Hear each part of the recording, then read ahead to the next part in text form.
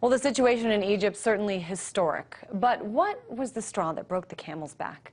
The factor that led people to cry for revolution. A lot of people out there, well, they say it's simple. It was poverty and hunger. Some even look as far back as 2008, when the number of hungry and food insecure people in the world increased by 250 million. At the time, it was deemed the global food crisis, and everyone speculated on what could have caused it. A rise in oil prices, increased demand in India, drought in China. But one man is pointing his fingers at speculation itself, and mostly at Goldman Sachs. Earlier, I spoke with Frederick Kaufman, contributing editor for Harper's magazine.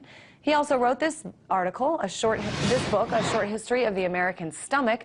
He told me how this rise in food prices came about. In 1991, Goldman Sachs came up with a new financial derivative for the commodity markets, and that was called the long-only index fund. And this was a new kind of investment that was made for people who wanted to put a lot of money in commodities and just let it sit there for a long time and let it grow. And this is really not how the commodity markets have worked. Really what you have are physical speculators and hedgers moving in and out of positions along with the seasons as the wheat comes and goes. But Goldman Sachs put together this new idea, this long-only index fund, where they would simply buy and keep buying no matter what the market conditions. In other words, if the price of wheat went up, in the past, people would sell at that point. Goldman would continue to buy. And they made this derivative product work very well for themselves over its first 10 years of existence. And then around 2003, 2004, 2005, when certain other fundamentals changed in the world economy, a lot of money started pouring into these commodity index funds. And what we're seeing today are the effects of the fact that now speculators are outnumbering the physical hedgers by about 4 to 1 in these markets.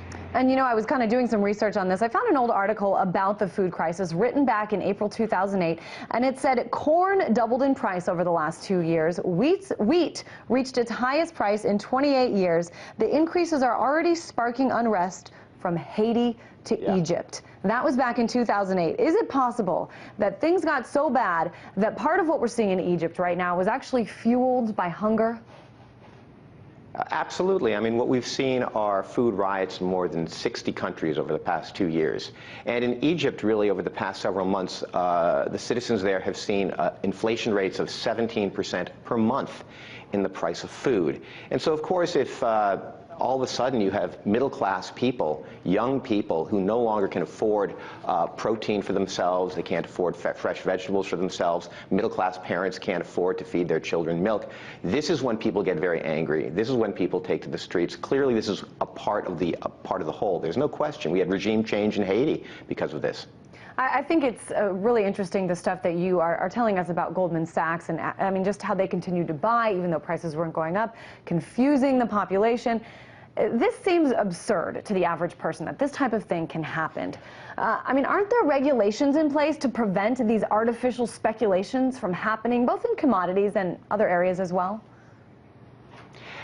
Absolutely. There were regulations in place since this country's Great Depression, but of course there was this mania of deregulation throughout the 1990s, and finally by the end of the 90s there were exceptions made, not for the people in the commodity business, but for people in the banking business.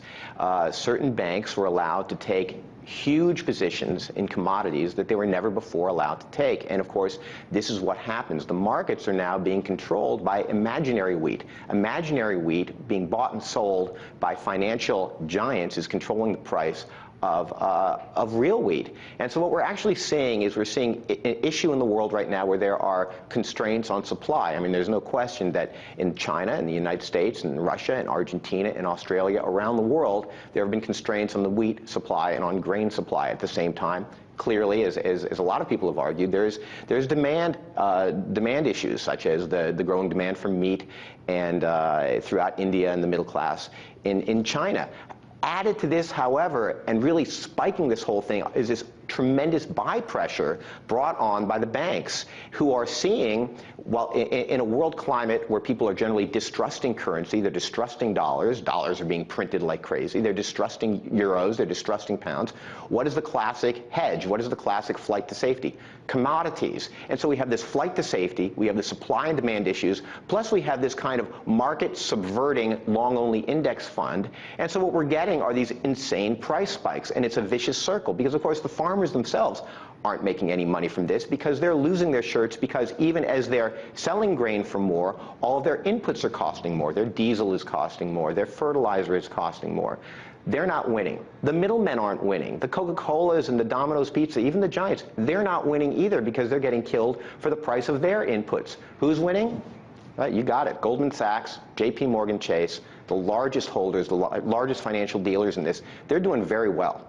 Gosh, it seems crazy that they're always the winner, no matter what game they seem to be playing. And thanks so much, Frederick Kaufman.